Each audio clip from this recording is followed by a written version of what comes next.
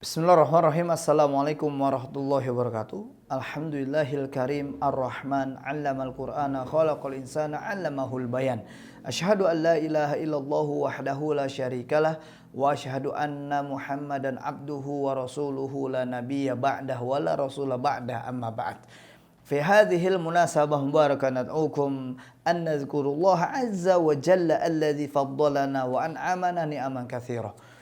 Fa inna asdaqal hadis kitabullah wa khairal hadi hadi Muhammadin sallallahu alaihi wasallam wa syarrul umuri muhdatsatuha wa kullu muhdatsatin bid'ah wa kullu bid'atin dhalalah wa kullu dhalalatin finnar.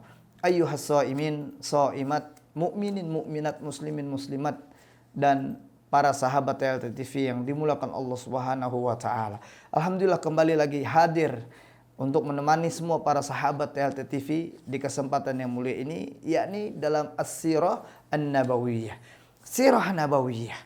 Sirah Nabawiyah di mana kita menggambarkan tentang sosok Rasulullah Sallallahu Alaihi Wasallam yang sangat mulia, yang dimuliakan oleh Yang Maha Mulia. Sosok Rasulullah yang agung, yang diagungkan oleh Yang Maha Agung.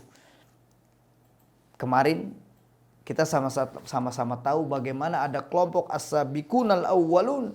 Mereka orang-orang yang pertama kali memeluk agama Islam, yang ikut bersama Rasulullah Sallallahu Alaihi Wasallam. Kita tahu ada Khadijah, kita tahu ada Ali bin Abi Thalib, kita tahu ada Zaid bin Harisah, kita tahu ada putri-putri Rasulullah SAW, ada Zainab, ada Ruqayyah, Ummu Kulsum, ada Fatimah, ada Abu Bakar As-Siddiq, ada Utsman bin Affan radhiyallahu an, ada Abdurrahman bin Auf, ada Zubair bin Awwam, kemudian ada Thalhah bin Ubaidillah. Kemudian ada sahabat-sahabat Nabi yang lainnya. Ada Zubair, ada Abdurrahman, ada Thalhah, ada Abu Ubaidah Al-Jarrah. Ini sahabat-sahabat Nabi yang mulia. Abdullah bin Jahsi, Ja'far bin Abi Thalib. Terus ada Sa'ad bin Abi Waqqas, ada Fatimah binti Al-Khattab, Khalid bin Sa'id. Jadi memang masih banyak lagi dari nama-nama kaum yang terhormat dan berkedudukan. Allahu Akbar, Allahu Akbar. Nah, kali ini kita sama-sama coba sampaikan dulu salawat dan taslim kita kepada Rasulullah Sallallahu Alaihi Wasallam. Allahu Akbar, Allahu Akbar, Allahu Akbar. Semakin cinta hati kita ini kepada Rasulullah Sallallahu Alaihi Wasallam, semakin tergambar dengan jelas di dalam benak kita bagaimana sebuah proses ketika Rasulullah menyampaikan dakwah la ilaha illallah di kalangan para sahabat di saat itu. Bagaimana tergambar di benak kita bahwasanya perjuangan Rasulullah Sallallahu Alaihi Wasallam di saat membawa la ilaha illallah. Bagaimana tergambar di benak kita masing-masing akan sebuah proses di mana kita tahu Rasulullah mengajak para sahabat-sahabat Nabi yang mulia, mengangkat mereka, mengajak mereka, menyelamatkan mereka. Yang saat itu mereka ada dalam kubangan kesyirikan atau mereka masuk dalam golongan kafir-kafir Quraisy. Tapi atas hidayah Allah, melalui sentuhan Nabi Muhammad SAW, mereka memeluk agama Islam. Dan bahkan mereka ikut bersama Rasulullah, berada di barisannya Rasulullah. Allahu Akbar, Allahu Akbar. Dan kali ini kita sama-sama singgung tentang bagaimana konsistensi Nabi Muhammad dalam berdakwah. Jadi memang Rasul terus melancarkan dakwahnya guna menjaring para sahabat dan pengikut yang lainnya. Dari kalangan keluarga, dari teman-teman yang akan membantunya dalam usaha penyebaran agama Islam. Akan tetapi usaha ini tetap beliau lakukan serahasia mungkin. Terutama kepada orang-orang yang benar bisa dijaring.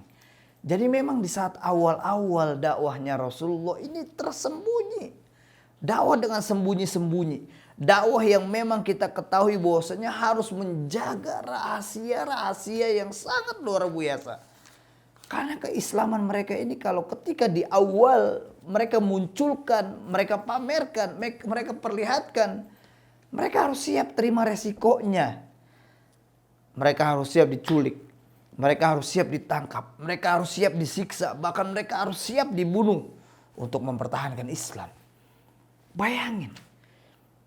Ini perjuangan yang sangat luar biasa yang dihadapi oleh Rasulullah bersama para sahabatnya. Ketika mereka mengucapkan asyhadu an la ilaha illallah wa asyhadu anna Muhammadan abduhu wa rasuluh. Ini dengan perjuangan yang sangat luar biasa. Ini harus mengorbankan nyawanya, menumpahkan darahnya. Apakah kita sampai detik ini di zaman kita saat ini umat Islam seluruh dunia merasakan hal ini? Apakah kita saat ini umat Islam ketika kita mengucapkan kalimat asyhadu alla ilaha illallah wa asyhadu anna muhammadar rasulullah pun ada yang mengganggu gugat? Enggak. Masih banyak perjuangan-perjuangan kita yang lain yang harus kita lakukan untuk menapak tilas dakwah Nabi dan para sahabat-sahabat Nabi yang mulia.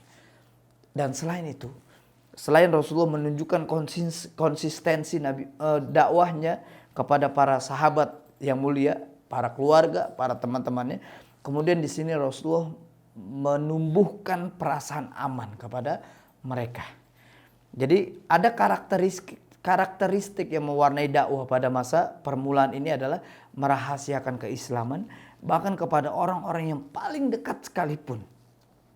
Jadi ada instruksi-instruksi yang diberikan oleh Nabi Muhammad SAW harus dijaga kerahasiaannya dengan penuh kedisiplinan.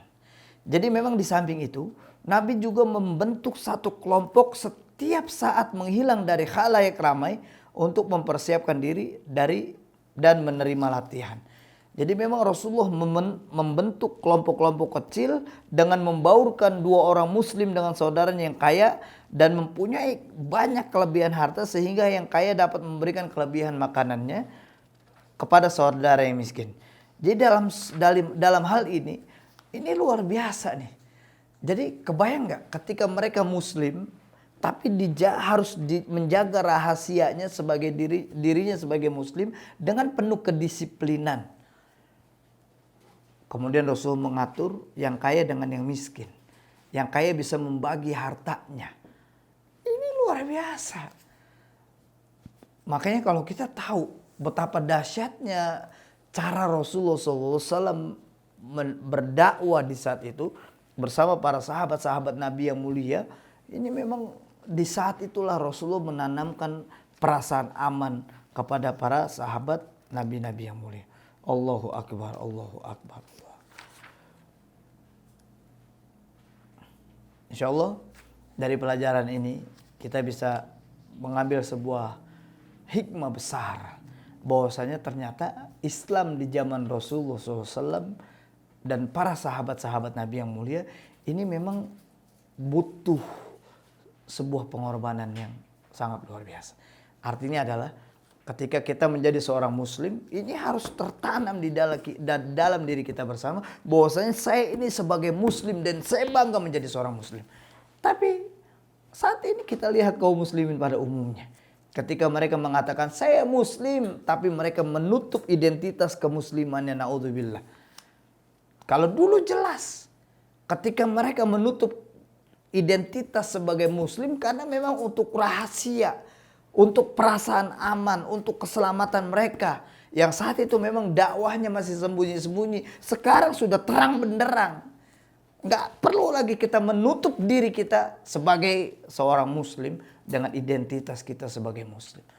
Tampakkan dengan jelas kita ini muslim. Kita ini bangga menjadi seorang muslim. Demi Allah, Allah akan memuliakan kita. Al-Islam ya'lu wa la yu'la alaih. Islam ini tetap mulia di sisi Allah. Tetap tinggi derajatnya di sisi Allah Subhanahu wa ta'ala. Mari sahabat semua yang dimuliakan Allah Subhanahu wa ta'ala. Sebelum Ramadan meninggalkan kita semua, jangan sampai Allah ini belum mengampuni dosa kita. Yuk, mumpung ada kesempatan, tanamkan di dalam diri kita sekarang bahwasanya hadirkan bahwasanya sosok as-sabiqunal awwalun di dalam kehidupan kita. Bangga kita melihat mereka. Bangga kita menjadi bagian dari mereka. Bangga kita menjadi umat Rasulullah SAW. Bangga. Bahkan kita siap menumpahkan darah kita, mengorbankan nyawa kita ketika Rasulullah SAW dan para sahabat-sahabat Nabi yang mulia ini dihinakan di depan mata kita. Barakallahu fikum. Wafaqakumullah. Wassalamualaikum warahmatullahi wabarakatuh.